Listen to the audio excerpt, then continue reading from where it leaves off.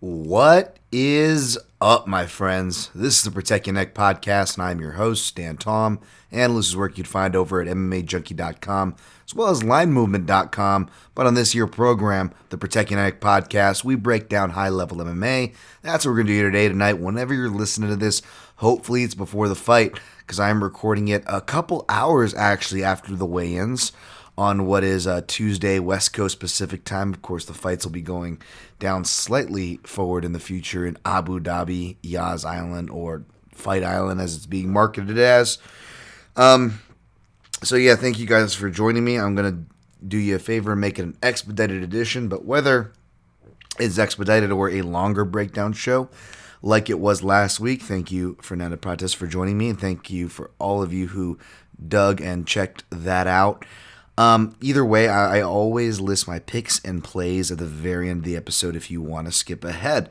And if you don't want to listen to anything at all, although I guess you wouldn't hear it unless you were listening to this, just a reminder, I guess, for those listening as well, I'm going to be listing my picks and plays over at linemovement.com. This one's probably going to drop on fight day as well, being that, we're kind of up against it this week. All of us are, with 3 fight cards within a week span. As you can tell, my voice is it's trying its best to recover, although not really being allowed to. A lot going on with the fight world and personally, so let's just get on with it and push forward, shall we? UFC 251 happened this weekend. Also, just want to shout really quick Aiden from SB Nation Radio for having me on, as well as Aaron Bronstetter, my man, who had me and James Lynch on. James has been killing it as well with interviews on multiple outlets, including LineMovement.com as well. So thank you all there. And the last plug for Line Movement, I guess, is that for you guys, if you didn't notice, was retweeting some NHL and golf stuff, also some NBA announcements. Some notable people within that space. I wouldn't know. I'm not going to pretend to be a professional, but those of you who like golf, NBA, hockey, as well as I believe stuff coming like esports and whatnot, Live Movement's kind of tackling all that. It's not just MMA. So keep an eye out there. But UFC 251 happened this weekend. We went 10-3 overall in picks, 0-1 in props. 1-1 with an asterisk on the one in straight plays because I ended up taking a shot that failed. I'll tell you about, but the one advertised hit, thankfully, albeit it was a sweat, as well as the parlay piece and the proverbial parlay that I'm sure me and many were on. Hit, albeit without some sweat. So let's briefly go over that. I imagine the recap will be as long as the breakdown on the other end this week. Thankfully, a fight dropped off, so it was one less fight for me to research. And as per usual, I will come clean with what I didn't research. But first, finishing the recap, UFC 251, Kamaru Usman defeated George Masvidal, unanimous decision. Not much to say there. Kind of went how most of us thought, how I outlined on my breakdown on this here show. Alexander Volkanovski defeated Max Holloway via split decision. All the judges had the first four rounds the same and disagreed on the fifth, which I found odd. I'm not going to rehash all the talking points, but yeah, I like most of you, found the fifth to be more, not clear, but, amongst the more clear rounds you can make a case for Volkanovski. I also can't get too meaningfully into this because I haven't had time to rewatch it with the quick turnarounds and the beat that I'm on. It cannot afford you such things, hence why if you saw that Twitter message to John Anik, was taking his advice this week on turning the page. John, of course, has been a part of the UFC grind since the Fox days of when they started turning up their schedule, so he is all too familiar with the grind, and he is a man who likes to do his prep as well, like myself, so his best advice is to turn the page, so that I tried to do.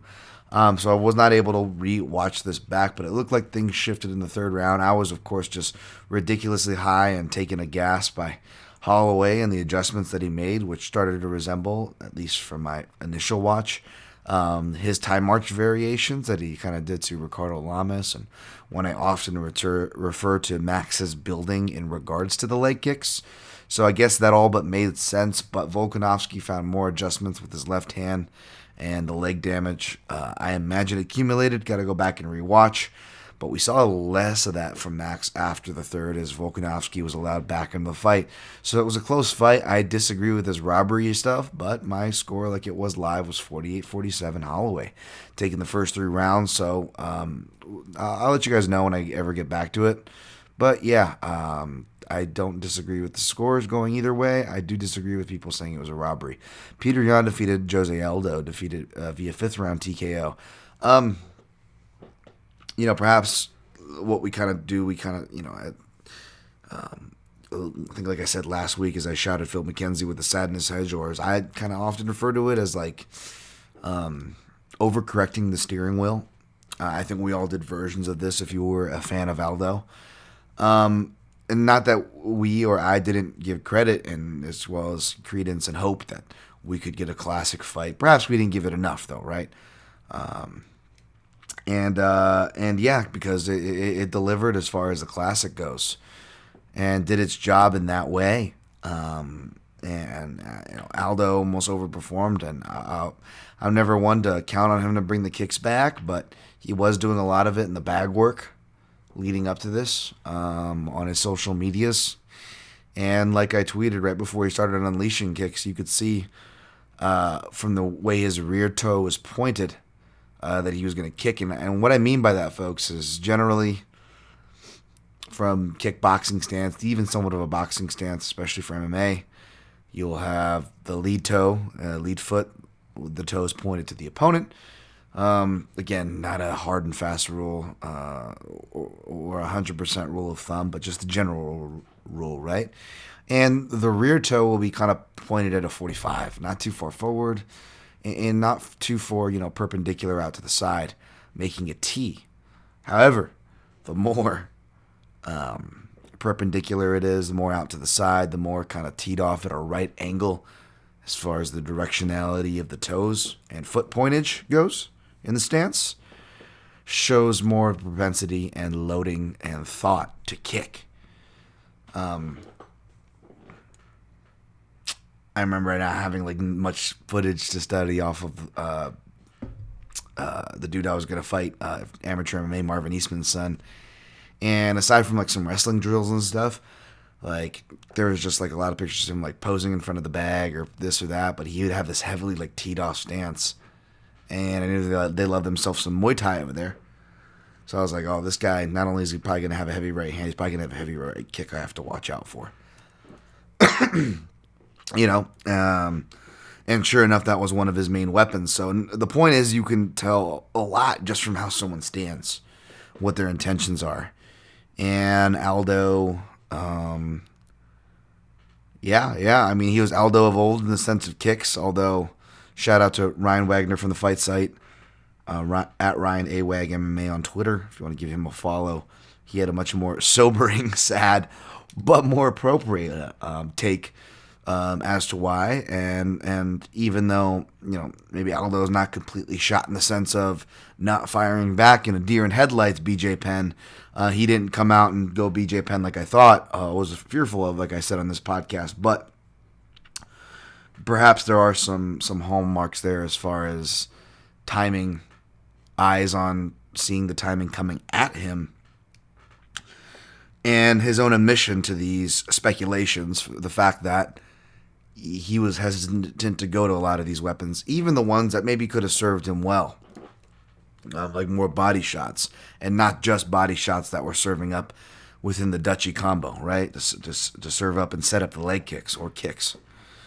You could argue that, definitely, but he was finding some success, although Jan was just masterfully keeping him in the fight, even admitting that was part of the game plan to keep it close. And you could say it's bravado or after the fact talking, but and I have to go back and rewatch it. But his performance off my initial view seemed to be so, man. He earns the right to say that, because when he just chose to turn it up, you could see it. Aldo brought it out of him in that third round, and Aldo's pockets to recoup were much more minimal. I mean, if anything, his cardio was more of the Aldo of old in that sense, giving credit slash credence to what he's been saying as far as having to diet. Perhaps the weight cut was easier than he thought because he never did these things. And if he never did these things, well, then he's going to experience some benefit from these things. And I think the benefit was more in his cardio than anything. That being said, he still is a burst athlete at heart. And like I've been saying since 2017 breakdown with his first fight with Max Holloway, he needs pockets to recoup and recover. And Jan, like I say with late great Robert Fallis, when I always quote picking up the pack and putting it down. When you pick up the pack that hard, you're eventually going to have to put it down. And Jose Aldo put it down in the middle of the third round. It didn't become apparent to most eyes till the fourth, but those who know what they're watching know that Jose Aldo put the pack down in the middle of the third round, and Jan picked it up and ran with it. He turned up the volume and ran with it.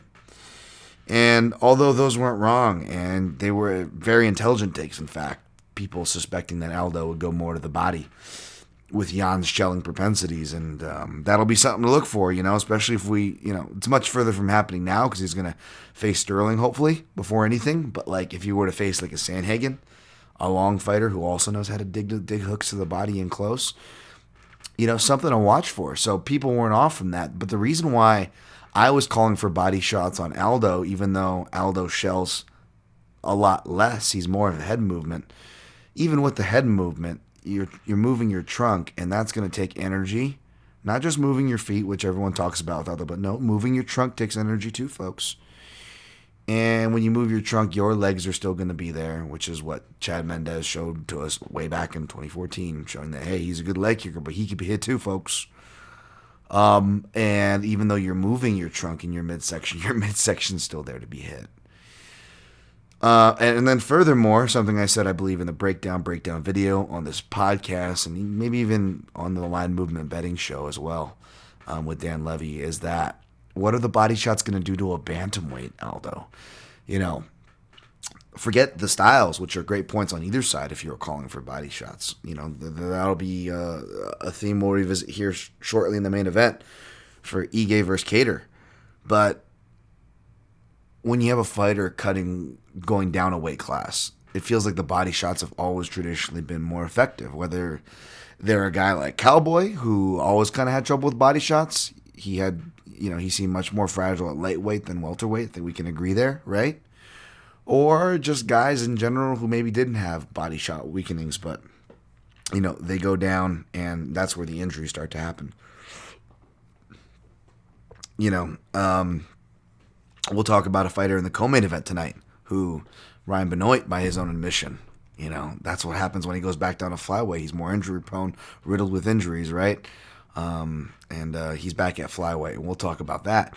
But yeah, so again, that's why I was calling for that and the uppercuts, which is what started having play in the fourth and dropped them for the fifth. That being said, I can't, brag about an accurate breakdown because it's fucking Aldo, man, for one. And for two, that was a horrible stoppage that just tainted the whole fucking thing. So not only can you not feel good about a fighter you love just going down, yeah, Dan, congrats. You called one of your favorite fighters, going down.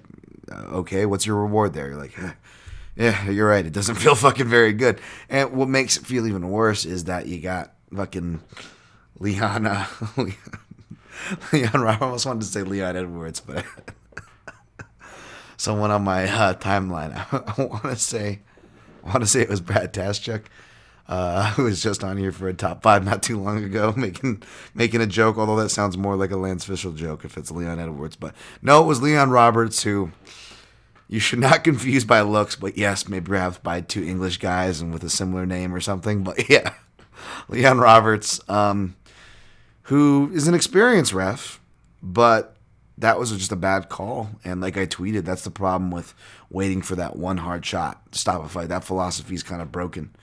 Not that it's a preached one, but it just feels like it's an unwritten one that is a strong thread throughout these bad stoppages and referees all the way through the sample size, So that was just awful. Aldo deserved better than that, But good on Yan, man. It was a fantastic win for Yan, and I'm just excited for all matchups regarding Peter Yan. Rose Namajunas defeated Jessica Andrade via split decision. I felt it was a fairly clear 2-1, but those, I believe, even was it Teddy Atlas or someone retweeting someone just like from boxing? Forgive me, I'm so ignorant. But yeah, making an argument the other way, for hard shots, I got to rewatch it. And I believe Rose fought back enough to avoid the 10-8 despite the clear damage done in round 3. But yeah, man, good on Rose. But yeah, if I was betting on Andrade, I wish that was 5 rounds, man, because it's pretty clear who's going to win that the longer it goes.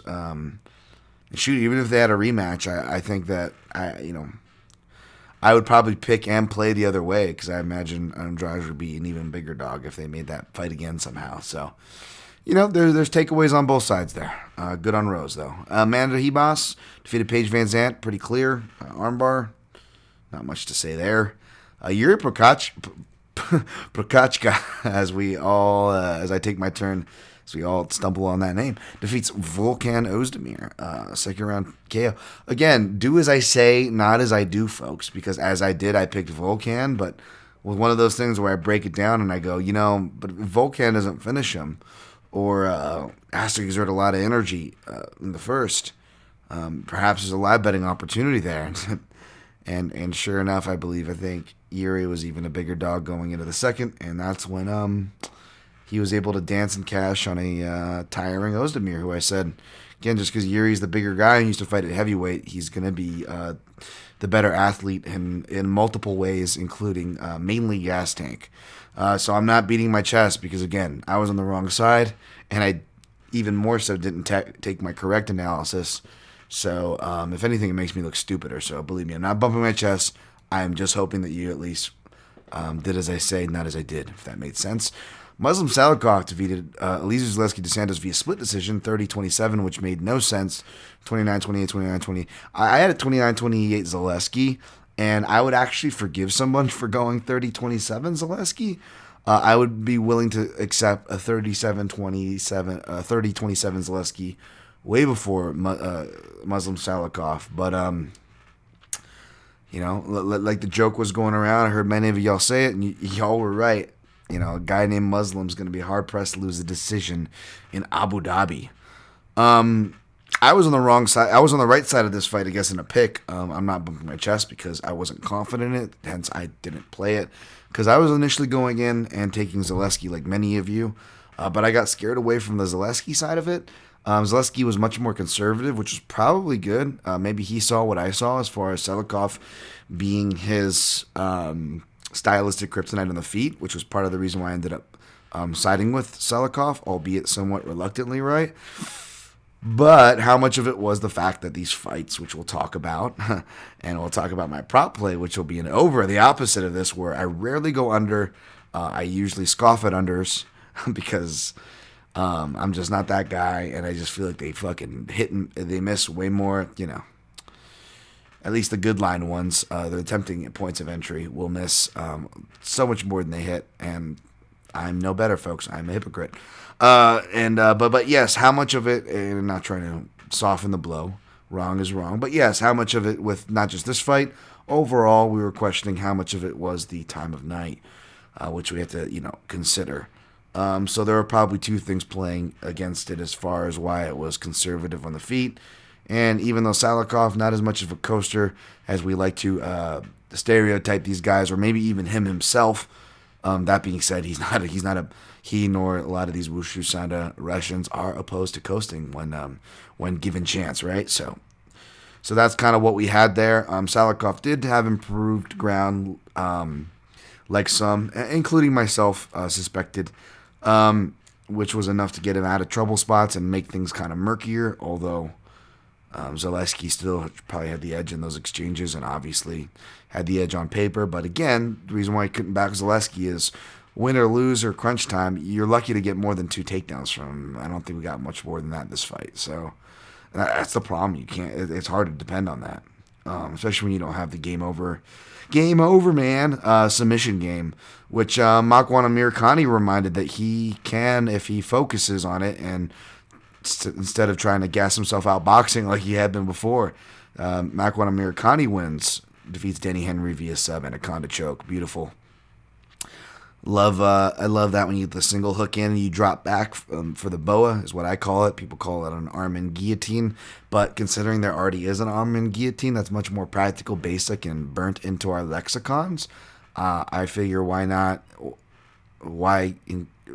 make it further confusing, and instead go with a sweet name, how I was taught it, called the boa choke, which I get I've garnered is not a mainstream name for it, but it's fucking cool and it's fucking appropriate. You know, a boa like they wear in those, you know, is it the swingers the chicks wear, what do you call dancing things? You know, the feather boa thing. Obviously, it's not a dude's thing, but as far as naming the choke, it's appropriate because it's like this thing hanging from your neck, and that's what your arm looks like. Of course, Mccann missed it, but instead of going cow catcher and using the butterfly to, you know, hip over reverse, he keeps the grips together, but just adjusts them into that anaconda, keeping his belly over the back of the head for the finish. Smart. Leonardo Santos defeat Roman Bogatov in a fight that probably should have been stopped. And I know I just shit on unders because I was shitting on myself. I feel for the people who are on this under because it should have cashed for you. And Leonardo Santos should have won without having to go through a couple more fence grabs and ball shots and illegal blows to the head.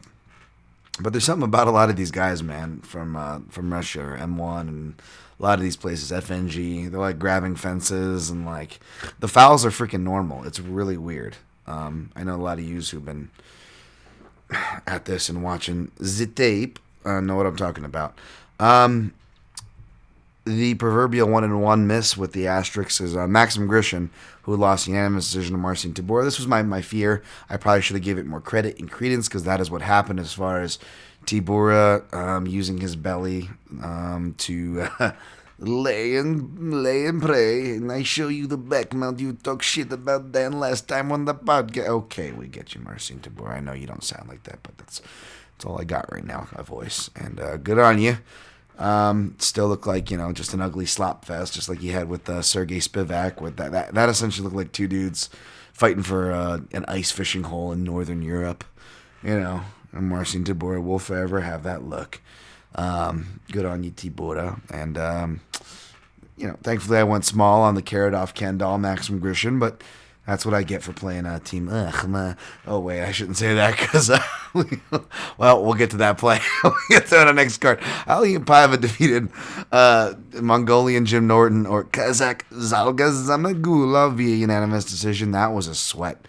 Speaking of ball shots, again, the real loser is Zumagulov's balls. For Paiva, man, fucking take your 7 allotted fouls or whatever it is in MMA, man. You might as well take it. And when you're betting on a guy to win, if he ain't cheating, he ain't trying, as my catch wrestling coach Neil Melanson always said. Carol Rosa defeated Vanessa Mello 30-27, 30-26. Yeah, pretty clear for Rosa. I was kind of half watching this fight. You got to give it credit to Mello, though, for really going at it in the third round. Was wrong on this side, too. Congrats to the underdog bettors who took dangerous Davey right there.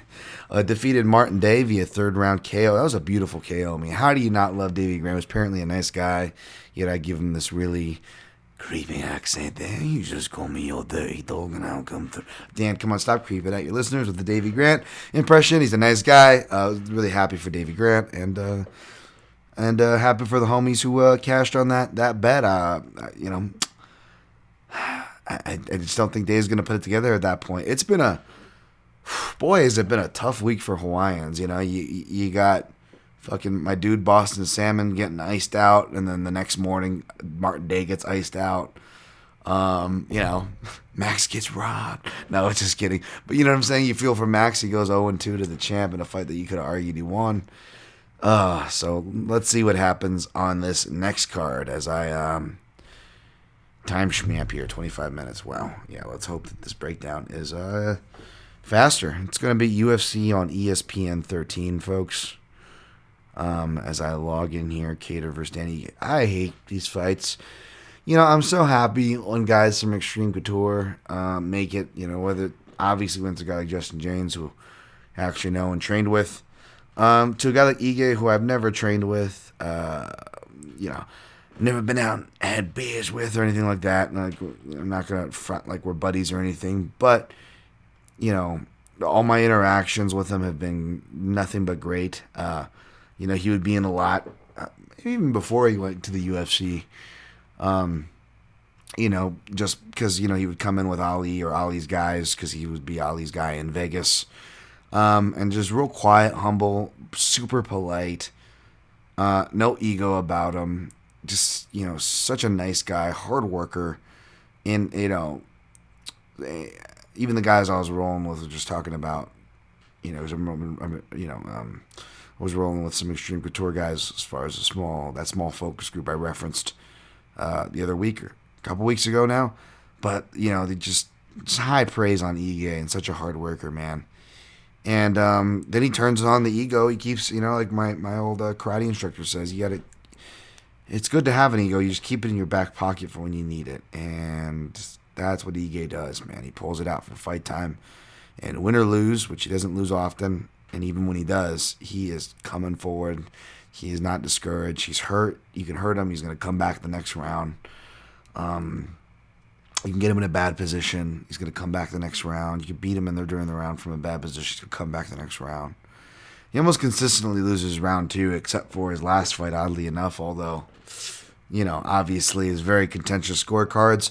Obviously, I picked Ige. Obviously, I'm biased, but at the same time, I can put that aside and be objective as much as I can be, and say that I without any hate or shade toward Nixick or Ige or any of the team, they deserved to win with the effort. But as far as how I scored it, I scored that for Edson 29-28. But that's also because I rewarded a lot to body shots and watching it back.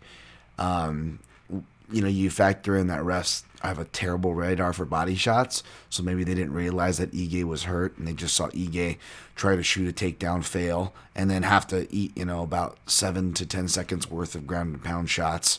Hard shots, but 7 to 10 seconds worth of ground and pound shots at the end after seceding position for 15 to 20 seconds in totality at that very end of either the first or the second round, I want to say. I want to say it's the second because the first he gets dropped, I believe, so it should have been clear. But yeah, I'm not trying to rehash that or re-argue that. The point is, regardless of how you score it, Dan Ige is a dog, and he's showing improvements, man.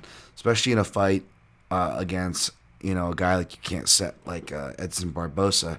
He was darting out at angles and coming, darting out to his right, coming back with a right hand. Or when he would dart to his left, I believe it's the first round against Edson, where he's like almost like stepping out to his left and he's taking that hard angle.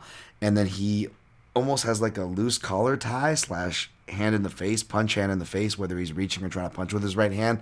Like it blinds him and he comes up with the uppercut and then right hooks his way into space. Like it's really sweet. And even though Kattar is completely different than Barbosa, I would love to see that fight. That would be the real test, even though Kattar has shown improvements to the leg kicks, which I want to give him credit for and talk about.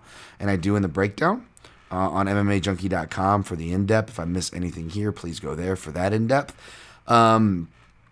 But that approach as far as showing the ability to feint and dart off to the sides, as well as work off the jab, which, Ige does do pretty well, and he's always had that radar. He even shows it, back in Titan FC before he gets to the UFC. He's shown inside and outside slips with punches attached, even back in those fights. He only builds on it from there. So all these things are going to be helpful for a fighter that is so potent down the center line, like Calvin Kattar. But kind of like I alluded to with the Aldo and Jan, there's going to be a similar theme in this fight in regards to both men having kind of a shelling propensity. Kattar more than Ige, although Ige with his height, stature, and perhaps the level-changing takedowns that are likely going to at least come his way a couple times in this fight, right? Safe to say. The uppercuts will also be prime for both parties. Ige throws really good uppercuts, like I said, off of weird angles. He can tie him to traditional boxing where you slip off the jab, come up with the uppercut, and attach the hook. Ige hits those a lot. And, of course, which I would like to see Ige do more personally because it would mean that he's wrestling more. Because, again, one of the things with Ige, he's so good at top position, but it feels like he almost gives more takedowns than he gets in his fights, right? And I think that's also due to him being kind of a scrambly nature of a wrestler. But yeah, Ige can collar tie in the clinch and uppercut, so he's got a lot of uppercuts. Kattar has some good uppercuts too. He mixes in there; they're just so slick. And obviously, the one against Burgos was just beautiful, and as well as body shots. It's just Kattar. He's throwing so many straight shots, and he's so slick about it that you don't recognize unless you're really breaking down what he's doing. But yeah, Kattar, he doesn't give a lot to go to the body, or doesn't give a lot to give uppercuts, which is smart because inherently those can be very exposing shots, especially in MMA when you have other things like head kicks and things coming up the side and being able to flank you on your slips. So Kattar is rightfully conservative with it, whereas Ige is not that he's wild or loose. He's throwing body shots pretty darn tight. Himself. So those are going to be the shots to look for on both sides. But I do believe that jab is going to be a problem because not just because it's so good for Kattar, but I think Ige's aggression may open that up if he can't find his angles or if he doesn't get enough work done early and those angles and feints start to slow down. Kattar hasn't had a lot of 5-round experience of late. I believe you got to go back to like those combat zone or regional scenes from back in his Dizay. But his cardio is ridiculous. Like I said, I would have picked him against Zabit if it was 5 rounds. And each fight, he's kind of proven that. So now he gets this 5-round fight, whereas Ige, even though, like I said, I've been confident enough to pick and bet that he can bounce back from the second rounds that he seems to consistently lose, and people, which, is fine and fair, criticize him for. I don't. That being said, I'd be lying if it's like, oh yeah, okay, the guy is super aggressive. It's never been 5 rounds or been scheduled for 5 rounds. That traditionally gasses in round 2. I'm going to be confident for him to go 5 rounds, in his first time against a cardio guy who has more experience than him, in multiple metrics. That's tough. I love Ige. That's not a knock. I'm not, throwing shade. I'm just saying it for what it is. I can't honestly say that. Otherwise, it'd be clear that I would just be biased and homering. And believe me, I want to do it, man. It's so much fucking easier. Whether it's a guy like Jim Miller, who I don't know but just love, or the people from Extreme Couture. Dude, life would be so much easier. And hopefully, we'll see when I get back to the gym how hard I get beat up. Hopefully I don't piss people off too much by this, I've been through this before. Both, when Phillips was alive, he didn't give me shit or anything for picking against Tony. We actually had some good conversations from that about my breakdown in fact and stuff like that. Believe me, there was no shade or hard feelings there. I've never gotten that from Eric or Dennis. And my heart will always be rooting for Eric Nixick and Dennis Davis fighters and these people from Extreme Couture. But part of me, as silly and stupid as it is, I got to do my job, man. Otherwise, what good is my word, especially, I expect places like Land Movement or other places to hire me if I'm just like, I'm just going to fucking lie about my analysis and lie about things I have to do with money, like betting and plays, just to pick my boys, By the way, no action on this fight. Just saying, so stepping into my head on why these things are kind of difficult for me. That being said, for what it's worth, the risk of pissing off people on my side of the fence, so to speak, I don't disagree with Calvin Kattar being the favorite, although he's climbing up to minus 320 now, which is ridiculously high. I think it's going to be 5 rounds. I think if you're playing, wow, is the what's the over 4.5 at plus 130? Maybe I will sprinkle some action. I don't know. Maybe I might sprinkle on that over 4.5. I mean, plus money on decision. Fight going the distance, or the over here. I actually don't hate that. I'm sure Cater is going to be a popular parlay piece. I'm not trying to talk you out of that, folks. My pick is Cater by decision. I think it's going to be a war. These fights are hard for me, and regardless of who I pick on these fights, you should always temper how because again, I can talk about how I'm doing the noble thing and putting bias aside. No, bias bleeds through, folks. Regardless, so I always warn you, listen to me on these fights. Picks Catered by decision. I don't like it. My heart's going to be with Ige to upset, hoping that he upsets here. May sprinkle on that over. Actually, pause. Yeah, I think I took a sprinkle on that. I don't know if it'll be on my line movement sheet. We'll see. We'll see what makes it on there as far as the best plays from here. That's what will be going on the sheet. But yeah, which of course is free, linemovement.com. All right. Yeah. All right. Let's move it on. Tim Elliott minus 125, Ryan Binoy plus 105. Money keeps coming in on Binoy, it looks like, at least recently. Wow, I wasn't expecting to play this fight, and initially I had a hard time picking because we had to get our picks in early for MMA Junkie staff picks. But I went with Elliott, and the more I looked into it, the more I'm confident in it, to the point where I actually played Tim Elliott 1.25 at minus 125. I thought he was playable at minus 135, but if it's going to keep going down, I will take a dip at what is a low point of entry. I don't think I've ever bet Tim Elliott. I maybe pick him half the time, so this isn't any type of bias. This isn't like I'm super high on him. To be honest, I kind of agree with people as far as him getting overinflated from the DJ line and that having an effect on his odds. And so even when I was picking him, rooting for him, or whatever the case was, even on those cases I couldn't play him because I just didn't feel like the line was right. This line, however, not only do I feel it's right because it's not an inflated Tim Elliott favorite line, which you should stay away from at all costs, but this is actually, the more I looked into it, you could argue that it should go over. Ryan Binoy, I probably watch, next to the main event, I probably watch most tape on Ryan Binoy, for what that's worth, folks. And, I like Ryan because he worked with guys like Ricky Lindell. He was very kind to us when he came into MMA Junkie Radio Studios back in the day. But when the more I watched him, the more I realized that Sergio Pettis thing wasn't a one-time thing where he kicks him after the bell. Like, this dude, he had a thing with Holly Alatang.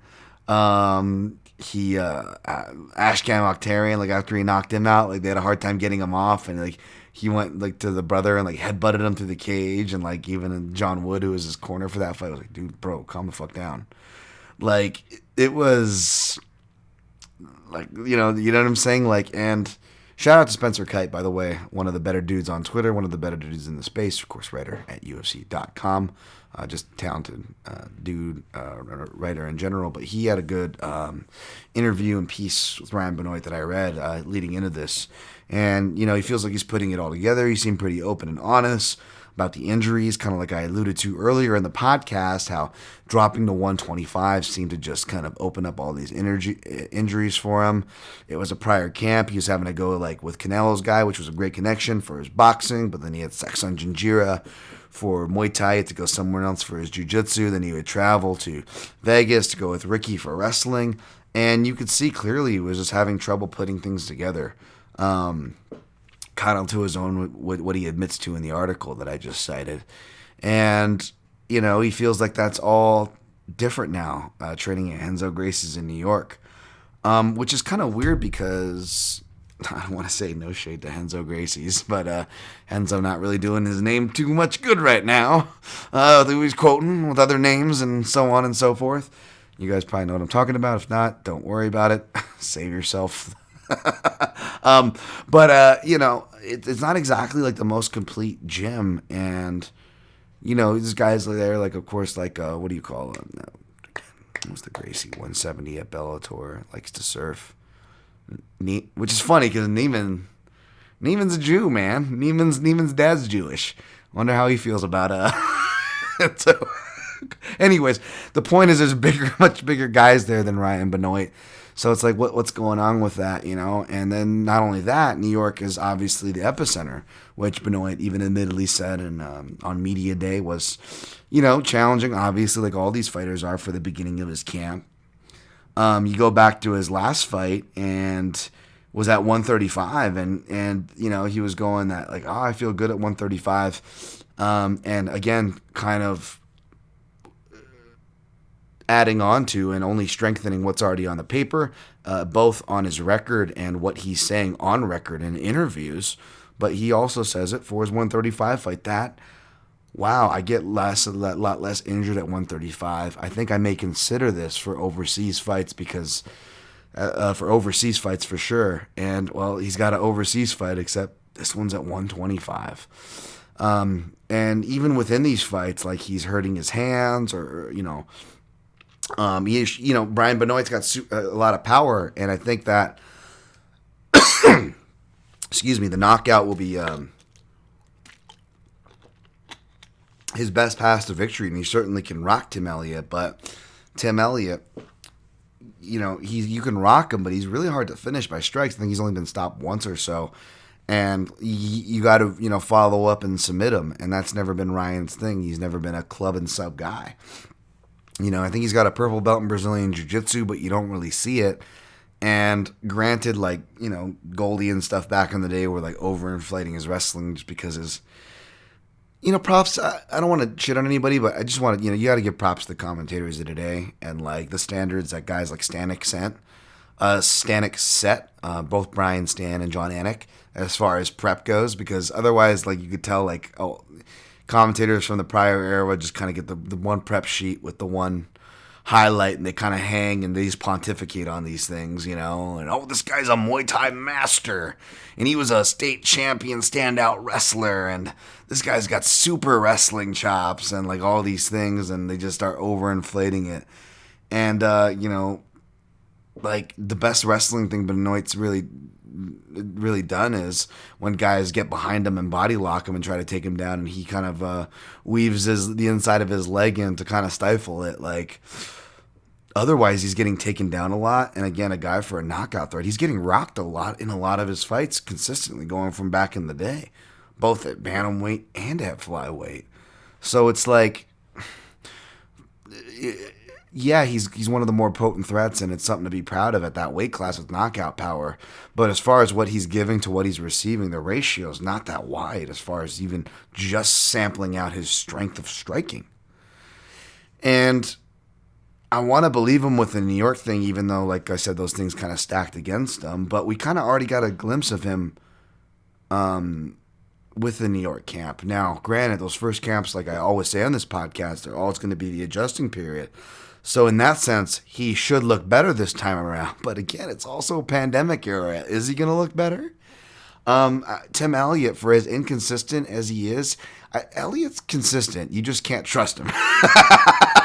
If that makes sense. You know what he's going to do. He's consistent in that sense. You just can't trust him. Benoit is inconsistent, and you can't trust him. Whether the bell rings or whether the action's in play or it's out of play. You can't trust this kid. You know what I'm saying? Again, he's been nice to me and my co-host, so I don't want to talk shit on the guy, but, you know, there's some evidence there, right? In the ring. There's some anger management stuff going on, you know, and I'm an angry dude too, man. I'm not judging. I got my issues too, man. I ain't fucking judging. Just trying to be honest here. And yeah, man. And so it's like, you know, and like, so you go back to that last fight, and he's got Gary Tonin of all people, not just anybody, right? From the New York area of grappling. And Gary's calling for things like, what does he call? Oh yeah, you know, he's calling for things like, you know, like Kimura grip or a switch, and Benoit's like going for like completely different things or just grabbing the fence. Like, it's bad when the jiu-jitsu guy is telling the wrestler / giving the wrestler wrestling directions, and those are the directions that he's fucking up the hardest. And that's his most recent fight. And now he's going to be facing a guy who, again, you can't trust him. I'm going to trust him here. I'm not telling you to jump off this cliff with me. But in a general rule, and perhaps I'll find out the hard way, folks. I'll be the first to admit it if I'm wrong. But yeah, from a general rule, you can't trust him. But he is consistent. He is consistently going to dance, and he's consistently going to go for that takedown and get in a scramble fest. And even against good scramblers, Tim Elliott can still win those fights. Against a guy like Binoy, who is not a good scrambler or a submission guy, he's not going to have those submissions to make him pay, even if he does rock him.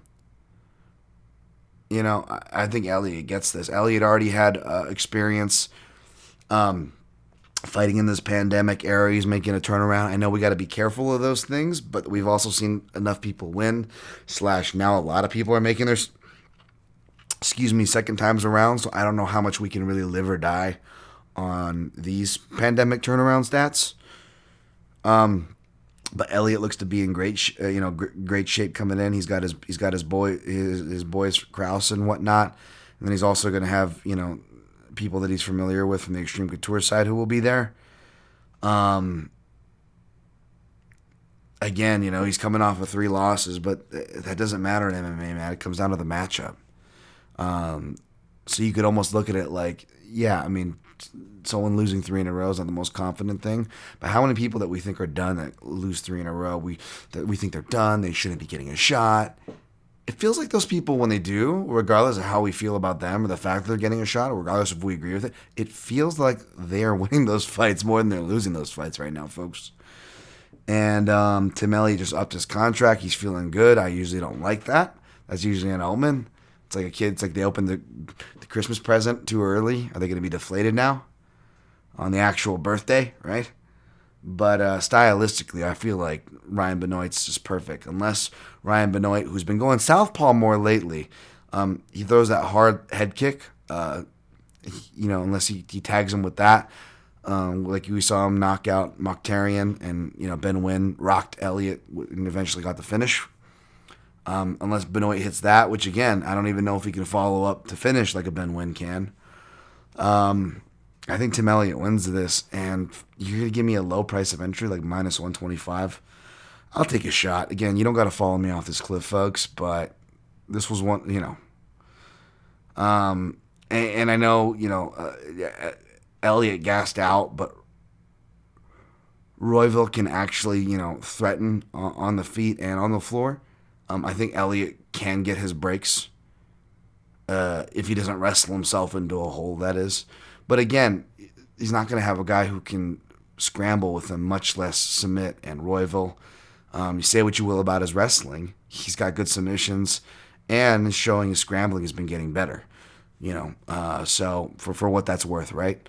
And I don't think the kid's going to be a world beater, but he's definitely not a slouch. So yeah, I got Tim Elliott here. Jimmie Rivera minus 130, Cody Staven plus 110. I'll try to speed this up. And again, full disclosure, I actually did not research this fight. I may research this one. Another. It sucks. It's like, Dan, why are you not researching like the really good fights? Because there's so many fucking, I don't want to say really bad. There's so many random people that keep getting flushed into these cards, folks, even pre-pandemic area, filler championships to a certain extent on a large portion of the cards. Not trying to hate. Glad these people have a chance to make money and get UFC wins. I'm not trying to fucking rain on anybody's parade here, folks. Just saying. I'm just trying to be honest too. You know what I'm saying? If I gotta figure out or refresh who these people are before I go back to people I'm pretty familiar with. This is an interesting fight because it's at 145. So both these guys, even though they're pros and they don't necessarily gas out or miss weight, at the same time, you could tell that they're really giving everything to make weight and really having to give everything inside the octagon in their performances. Very similar wrestle boxers, counter fighters. Although, Rivera can pressure counter a little more, I would argue.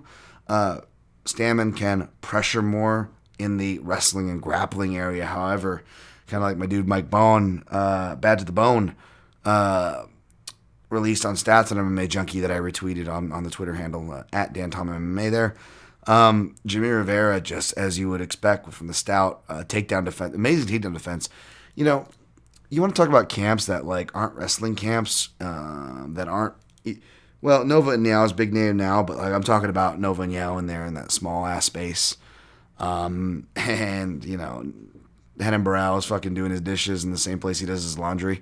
You know what I'm saying? Like back in those days, like I feel like Team Tiger Schulman is up there with early Nova and Yao as far as like small non-wrestler spaces with just consistent fucking guys with different styles, frames, and weight classes, all consistently fucking good takedown defense, and scramblers. And that is Jimmie Rivera, and that's going to be huge because Cody Staman's wrestling is really impressive to the point where I wish he went to it more. And it sucks because it's like, he did turn that corner in the last fight and use it more, obviously, with Keller, although there was a lot of boxing and Kelleher was just a game opponent. But, it sucks because I feel like Cody Stamann really opened up both aggression-wise and some really awesome wrestling that gets forgotten about because he gets his knee torn off by Aljo. And we obviously have seen how, if you should have already known, but yes, we've seen how good Aljo is. So it gets forgotten about, but Cody Stamann, man, he has some really good wrestling. And if he is able to get it to the floor, would have an on-paper edge, but you can't really count on that even with his higher output at featherweight. Rivera's ideally going to be that much thicker and that much fresher to attach onto his stout frame and impressive defensive takedown statistics. So it's going to be a stand-up fight, and we've seen Jimmie go against speedier, more staple counter fighters, and you can argue at the point of their career at that time, although I still felt this was probably the last competitive Dotson. We'll see how Dotson... we'll see how history continues to unfold in this advanced part of his career. But I still thought it was a competitive Dotson, despite being, again, an advanced part of his career, you could say. And Jimmie Rivera's speed and ability to produce offense against a fellow speedier counter fighter still, showed to not dissuade him, and his speed was just fine. He was effective. And I think he's just going to steadily outpoint Stamann here. Of course, my boy Eric Nixick's going to be in Stamann's corner. Stamann's lost recently, having to do a turnaround. Stamann is just he comes off kind of like maybe quiet, rough, a chip on his shoulder, competitive dude or whatever. But like even back in MMA Junkie Radio before the Brian Caraway, I'm sure he knew we were boys with Brian Caraway. Probably not an interview you wanted to do. It was cutting weight. But was still a really nice guy, man. Never had a bad interaction or heard a bad thing about Cody Stamann. Just a pro in the gym, apparently. So, if he wins here, I won't be upset. If you're playing him, good luck. My heart's with you. My heart's with Cody. But you guys know I've also thought highly of Jimmie Rivera, and for good reason. And so long as he is fully recovered, which he's had a lot of time from his neck surgery or something, I believe he had some kind of surgery along those lines. I just think that stylistically, he could prove to be one of the tougher matchups for Cody, kind of like with, the main event. Again, I'm rooting for Eric and Dan and Cody and these guys. I feel like, they're going against very proven guys who could possibly be stylistic kryptonite of sorts. I'm hoping I'm dead wrong on that, by the way. I hope I'm here eating a bag of dicks on both those fights. So good luck. Good luck if you're playing the dogs there. Molly Mccann, minus 135 meatball Molly, versus Tyler Santos, plus 115. I was looking to play Molly, but was impressed with Santos, man. It makes sense. She looks like a mix of a early Nova, speaking of early Nova and Yao, to like even almost Edson Barbosa in the way that she gallops to her body and build and the fact that how ripped she is. But then like you read, okay, her dad was a Muay Thai trainer or Muay Thai fighter or something like that, and you're like, oh, that makes sense. But she didn't like start until she was like 10 or 16 years old or something like that. Because she spent maybe 16, because she spent like the first 10 years of her life as far as like being able to play sports life, like from 6 years old on, doing soccer. So I'm like, oh yeah, no wonder why she looks like an Aldo-esque as well, winging those leg kicks and stuff. She's got a good jab. She still needs to get layers to her game. She's adding a check hook, which is going to serve her nicely, especially with her being a tall frame. She's not afraid to be in the clinch, and she's showing some competency there as far as like basic like underhook, swing you over. She listens to her corner, which is good. She's really good from the back, it looks like. Is decent from the guard, but again, wrestling, a better wrestler. Especially those level changing shots that Molly Mccann showed she can hit. Even though she was really strong and athletic looking Santos, perhaps that taller frame will allow more of an entry point for the more stout Mccann, who is looking in the best. Speaking of pandemic era, you don't know what you're going to get. Well, Meatball Molly looks like she's showing up in like the best shape of her life. So it's really tough. I think October and September is the last time we saw them in 2019. Both of them young enough, especially Santos, where she's at in her career. She could be a totally different fighter. So, or not totally different, but more improved fighter. Oh my God, you opened the back door. It's Brownie, my mastiff, that's what you're hearing. She's crazy. She's 70-pound tink. You just open the door. Out, tink. Out. Go outside, tink. Okay, baby girl. I know. All right, I love you. Jesus, she opens the doors. It's like fucking... It's crazy, man. It's all Pat Wyman talking about his daughter starting to open doors, and he used a solid Jurassic Park reference, I might add. Shouts to Pat Wyman. Yeah, that's how I feel, Pat. Except this dog, it's like a fucking velociraptor in the house. Interrupting in the podcast. She doesn't stay outside, folks. Don't worry. She's out there with me Madre right now. But yeah, I got scared away from Mccann here. Even though I'm gonna pick her to win. I love Meatball Molly. Her cardio. She rolls under the twos, which will be good if Santos looks to develop that check hook. Molly Mccann won't be there. Santos needs to develop check knees. If not for her career, for this matchup. So, or if not for this matchup, hopefully for her career, because with her stature. So either way, she needs to develop them knees. I'm going to look to see if she starts putting those in the repertoire. That would be really smart, because Mccann will dip, whether she's boxing or looking to take down. But that being said, if she doesn't stop that, I think Mccann's just a more experienced and more active fighter. But if Santos can get better with the layers, she's still missing a lot of layers. She's still really green. She could show that, kind of similar like Calvin Keita with these boxing-centric fighters, when they meet a good Muay Thai fighter, it can be really bad for their legs. So, we'll look for that too. That being said, Molly Mccann landed some of her best shots, I think, in her last fight. She's got good counters as far as firing at the same time, and even the Contender Series girl who she beat and had one of the best records that Santos fought. She was able to hit Santos with those shots. And I know striking was her strength, but she didn't look as good as her record seemed. So between that and the piss poor record, pardon my French, of Santos's other people she fought, I was immediately looking to fade her, but I can't. Between what I saw to the athletic ceiling. Those kind of things can say a lot. So I actually stayed away. Maybe I'll play the over if I mess around with parlays. Spoiler alert, I don't have anything for parlays to give you here. I don't think that's going to change by the time my betting article drops. But, if I do mess around, market that over would be some parlay fodder for me. Munir Lazez, plus 255. Abdul Razak Al Hassan, minus 310. In order for hack. No, it's fucked up. I was reading the story, Jesus, on Razak Hassan. The allegations were scary and fucked up.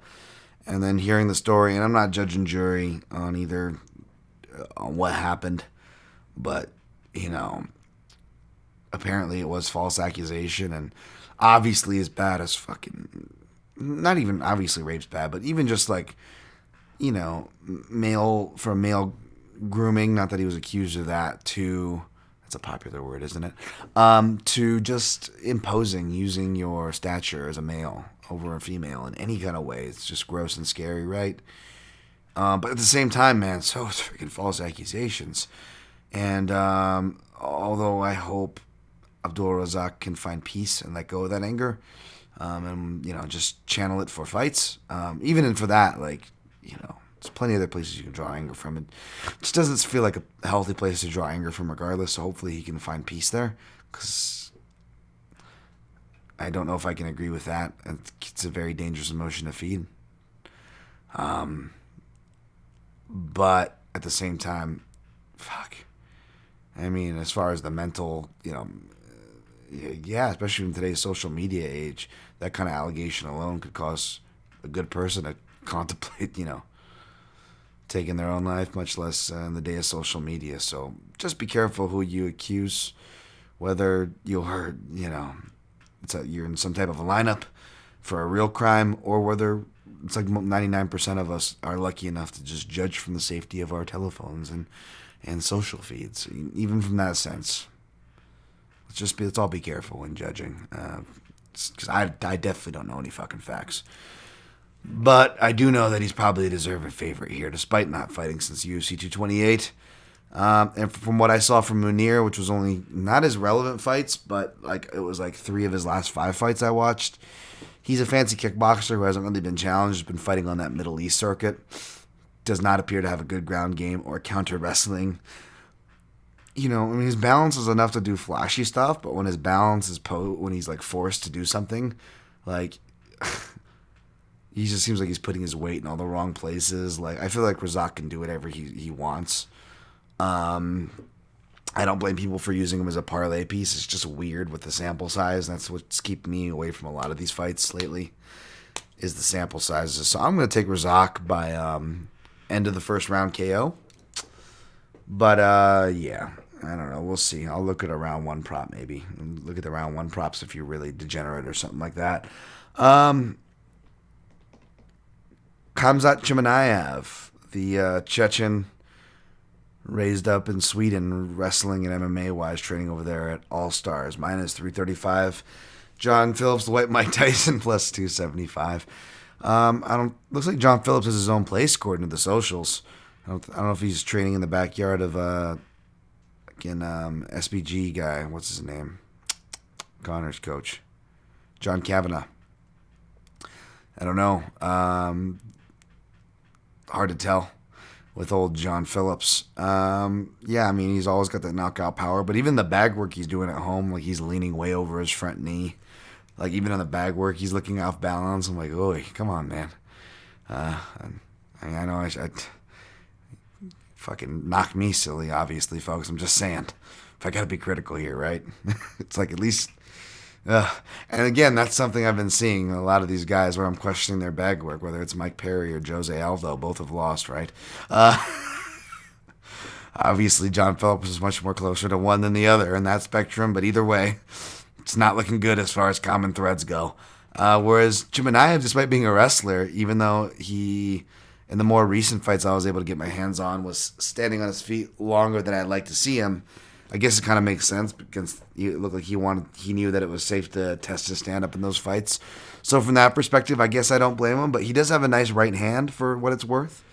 He does move pretty well, despite, I don't even want to say he moves goofy for a wrestler. He moves well, but he's very much got that freestyle style, if you will, although much more applicable to MMA than Bogotov's freestyle wrestling that we saw, as far as people from that part of the world, even though this guy's not from where Bogotov is from. He's Chechen and raised and got most of his wrestling accolades, from what I can see on my sheet here, in Sweden. I like his wrestling styles, though. Whether he's in the open or against the cage, he looks like he knows what to do.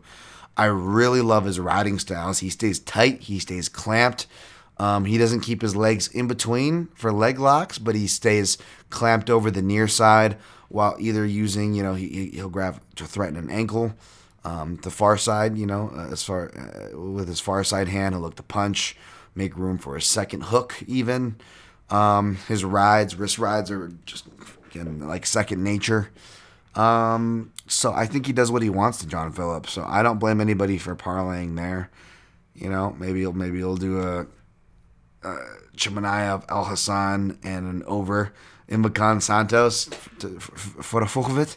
But yeah, I mean, you can't really be too confident. I mean, this guy, it could end up being one of those things where he's rushed into the UFC. Luckily, he competes at middleweight, so I think he actually does just fine. So I'm gonna go with Khamzat Chimaev. Yeah, I'll go with him. Yeah.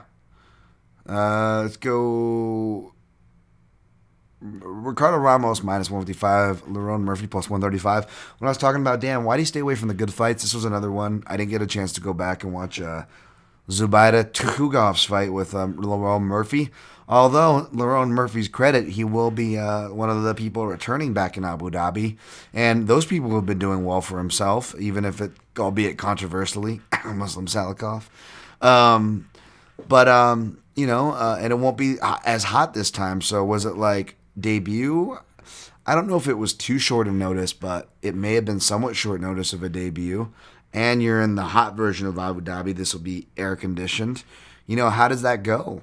However, Lerone, and it was a while ago, so Lerone Murphy's in that stage where he could have gotten a lot better. That being said, Ricardo Ramos is also in that stage where he could be getting a lot better. Plus the fact that he recently bumped up weight classes, which he looked great, but we didn't get as much chance and as much of a sample size. It wasn't the longest fight, right? I believe, if memory serves, as I go to pull it up to make sure I'm not coming off like too much of an idiot. But yeah, will his durability be up? Albeit, you shouldn't condemn him for that Saeed Nurmagomedov shot. Albeit, again, a body shot at a lower weight class that he probably shouldn't have been at. Add that to my earlier sample size canarying in my coal mine of MMA theories. The dude's 5'9". I don't know if he should have been way down at bantamweight. And he's only getting older now. He's going to be entering his mid-20s. He'll be 25 in August. So yeah, he could be a lot more durable. We don't know. He already kind of faced an underrated guy in Jeremy Newson, who I think proved that. Showed that he can hit himself. And for whatever reason, Lerone Murphy and Jeremy Newson, they come very similar to me. They both have really good left hands, I think, from if memory serves. I think Jeremy Newson is more credentialed and probably better on the ground, but Lerone Murphy, from what I remember, not a slouch as far as surviving, getting up, and scrambling in return. I'm going to take Ricardo Ramos. I may look into this fight further before I do my betting article to make sure there's nothing I'm missing here. But I think that either Ricardo Ramos submits him or is able to backpack him for at least 2 out of the 3 rounds to earn a fairly clear 29-28. That definitely has scares, and on its way to there. But I don't think the scorecard should be too controversial.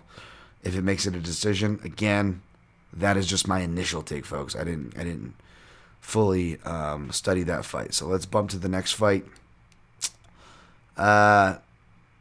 This one's on the avoid list because I didn't study it, and I don't even think it's worth studying because they're 2 newcomers and on somewhat short notice too, at least for one of them.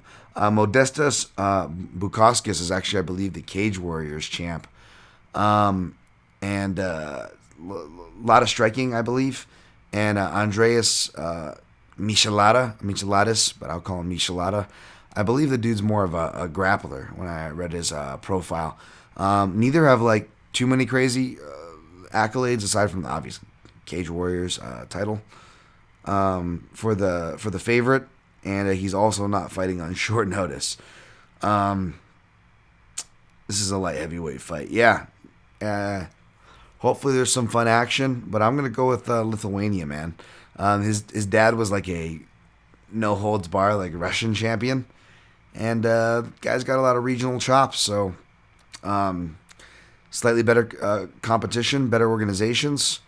So yeah, I'm gonna go with him to win. Lost by a leg lock, 2016, and yeah, it's been 4 years since his last loss, TKO or submission. So hopefully it'll be an action fight, but I'm going to go with the striker over the short notice Greek grappler with less competition. And I didn't watch that Marcel Fortuna, but Marcel Fortuna, win or lose, seems to have a propensity for weird fights. And that one didn't get too far in the first round, so I don't know how much weight you want to put into that. So on my avoid list, if there's an angle there I'm missing, then I guess I'm an idiot, but hard to trust, man. Short notice, debutantes, pandemic, it's way too much shit that I don't like, even if I dived into it. I didn't dive into this one, but I have a pretty good idea of these guys. Jared Gordon, minus 140. Chris Fishgold, minus 120. Chris Fishy. Fishy's just a do-or-die guy, man. Fun to watch over when I ran through his fights over for Cage Warriors. Wow, we haven't seen him since he lost to Mccann by Anaconda. I mean, yeah, the dude is do or die. I don't think he's going to be able to beat Jared. I think Jared is the rightful favorite. I may play Jared, but I didn't study it, and I don't know if I could be as confident in this one. You know, I'm not sure what Jared recently changed up his training as well, although he'll be with his old training partner as far as his corner. So I'm sure you've heard that Paul Felder story. That's awesome. My dude Eric Nixick will also be in there, so he'll be in good hands. But again, I haven't studied it, and with the intangibles alone, I wouldn't feel honest making like some strong case or anything. So no official plays, but yeah, I'll be looking to sprinkle and play for fun.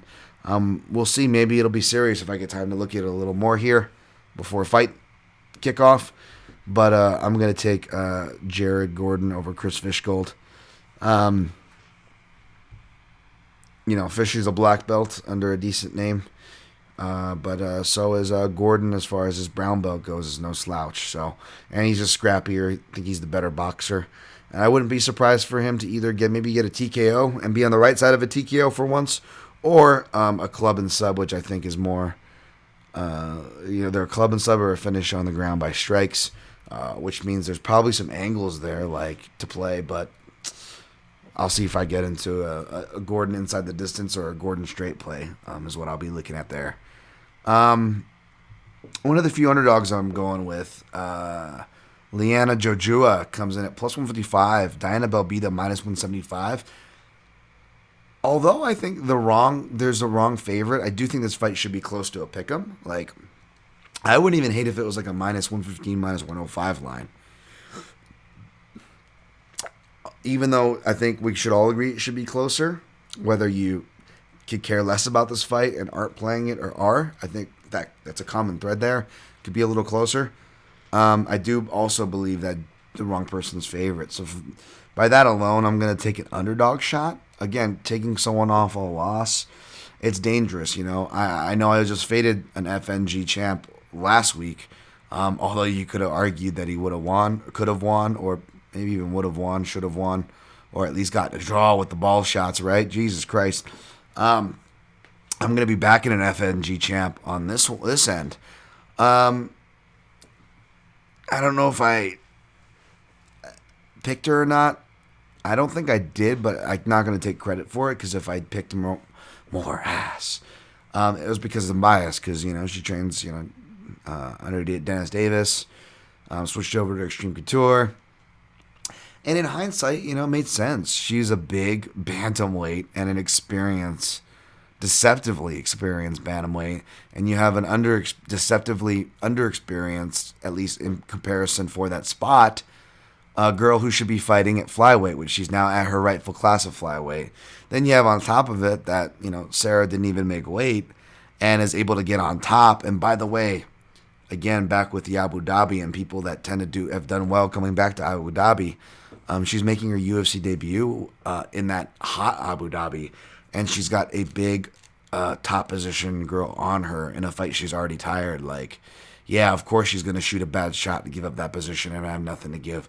I mean, you look at how the fight started, you could even argue she was a prime case of UFC jitters. She looks like a deer in goddamn headlights. I mean, she looked like she couldn't even get off the starting block. You know, in the spots that she was supposed to be strong in, she was underperforming there, even when winning those exchanges on the feet. So I'm not trying to make excuses, but goddamn is it right there for all those things that could be deemed as excuses and legitimate ones at that. I think we see a better Liana Jojua. Looks like she's training. Looks like she's in great shape. Although she also does, you know, also is And it's not a hating on the girl thing. I wasn't one hating on Van Zant. I've said this about guys before, plenty of times, in fact, probably more than girls in this podcast. But yes, when the fighters look like they're more modeling, whether it's products and good on them, make that money or not, you got to worry about that sometimes. But she's growing, man. She's young. She's growing in her career.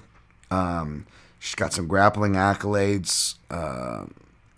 Listed as a master of sports and grappling, which just means a lot of amateur grappling competitions, I believe. It's not as impressive as like a master of sports in boxing, at least in my opinion, from what I've seen as far as sample sizes. When you see that in a record, but yeah, she's the more accredited girl, whereas Diana Belbita, I think she will still be against a more bigger and athletic girl in Belbita, so that is kind of worrisome if she comes out and starts to be like a deer in headlights again.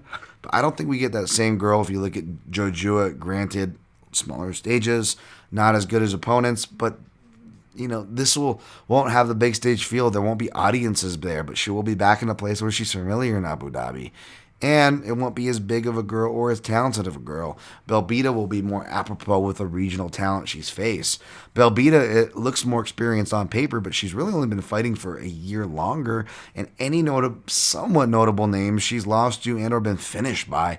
So, again, and Belbita, most of her stuff is karate and kickboxing.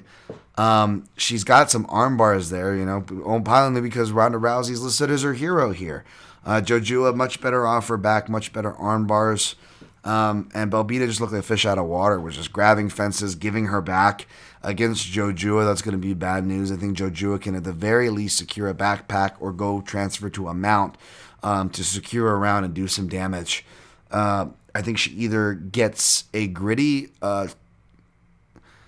split decision, and I know people always get pissed. How you say split decision?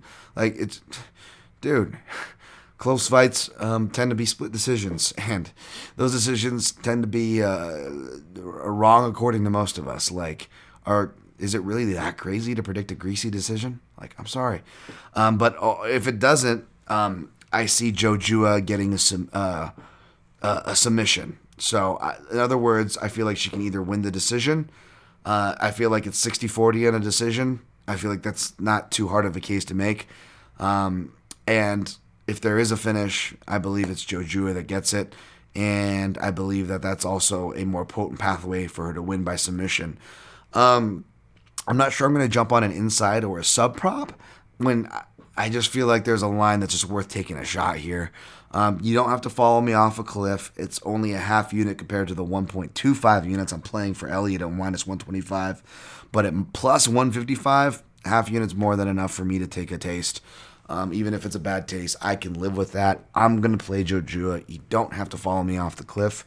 But I actually don't feel too bad about that. And don't be surprised to see that on the line movement betting sheet. All right, Jack Shore minus 700, Aaron Phillips plus 500. I don't think this line should be that high. That being said, even though Aaron Phillips has short up holes since we've seen him last, he is no longer a purple belt. He's in said time earned himself a black belt in these years. Got himself on a winning streak too. He had a tough fight where he got his legs kicked to get death by Chris Gutierrez, but has gotten a winning streak since. That being said, the wrestling and the connecting pieces is I still don't like, whereas Jack Shore, he can counter kicks, he can box, and he can wrestle both in the cage and in the open, even in his UFC debut.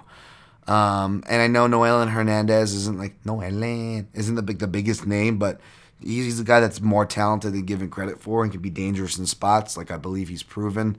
In those spots, even though I picked against him, like with Cheeto Vera, I did say, hey, this Hernandez kid can pop. He's going to get his respect and put Cheeto in some dicey positions early. And I know maybe that's not the best example because Cheeto will put himself in bad spots early, but you know what I'm saying. No Atlanta is no slouch. So I really like what I see from Jack Shore, a.k.a. The other Welsh guy. Was awesome interviewing in person. I love that guy's personality. What's his name? That's going to bother me, isn't it? That's going to bother me. Not Jack Marshman. We got Jack Marshman. And we got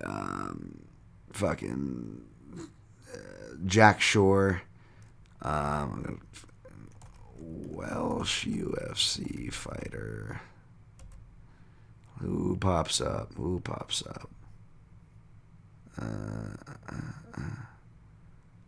is this?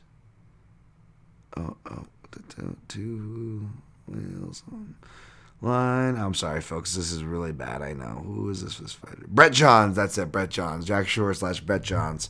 That was gonna bother me. So I do think he wins this fight, but like for a wide line, like he should be finishing this guy right away. But like Aaron Phillips, even though he couldn't like submit guys that weren't that great at submission defense, and actually with, I forget, like his second to last fight, like he has this guy in spots I think he should have finished him submission wise. Granted, they were lower percentage spots, especially in men's MMA at the higher weight classes like arm bars. But you look at the guy, he like goes and gets submitted by his next two opponents after Aaron Phillips. So it's like, okay, how good is he on the ground? That being said, he is a black belt, not for no reason. So I think he can survive a round and a half because I think that his kicks are going to invite Jack Shore to take him down. And Aaron Phillips, again, man, he hasn't been stopped since I think since 2014 or something like that. And he's super experienced. And Jack Shore, I know he's only been in a decision once, but who was that against? Vaughn Lee. And what was the common thread? Vaughn Lee's super experienced. Vaughn Lee's been finished a whole bunch of times, both by submission and by TKO, but Vaughn Lee was able to survive because Vaughn Lee was experienced and he specializes in grappling. Now, Aaron Phillips, arguably his top specialty is kicks because it's not just a black belt in Taekwondo, it's a 4th degree black belt, and he only recently got his black belt in Brazilian Jiu-Jitsu. Nonetheless, he's a black belt in Brazilian Jiu-Jitsu. He's experienced. He's got good leg dexterity, and I think he's going to be able to survive. So you're only going to put a 1.5 on a low entrance. You're going to make it a low entrance point for an over, like a 1.5 on a bantamweight fight, first of all. Second of all, you're going to make it a low entry price at -120. Third of all, which is why I attempted and ended up playing the over on the main event, although I'm not telling you to follow me off that cliff, and I'm not sure if that'll make it on the Line Movement MMA bet sheet. What did I learn about playing the under, and what did we all kind of learn, is that these fights over in Abu Dhabi, waking guys up to fight in the middle of the night, is perhaps a recipe for some slow starts. And where did most of those slow starts happen? Well, earlier in the card. And why? It's because earlier in the card they were fighting in that 3 a.m. middle of the night range. Where does this wide favorite that is supposed to be insisting, although I would be fair to say I made a decent argument as to why that line is off as far as not who the winner should be, but as far as implying a finish on why it's off from that angle. But where are these guys fighting? Early in the card. They should be going off, I believe, around 3 a.m. in the morning. And it's a bantamweight fight with this flow? Holy shit, am I going to take a shot on that fucking over at -120? And I did. I threw a unit on there. I didn't want to go too heavy, but it is minus and not plus money. So I didn't, I was going to go 1.25, but I just did a unit. And again, I'm not betting big unit here, folks. These are just a measurement of my confidence. And yes, I do play these things as per usual. I'm just honest about it, and I do the homework, and I give it to you for free.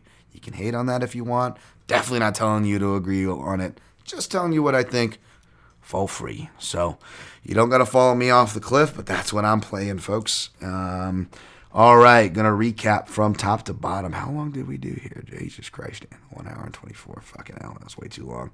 All right, taking Calvin Kattar over Dan Ige, although you guys know my heart's going to be with Dynamite Dan.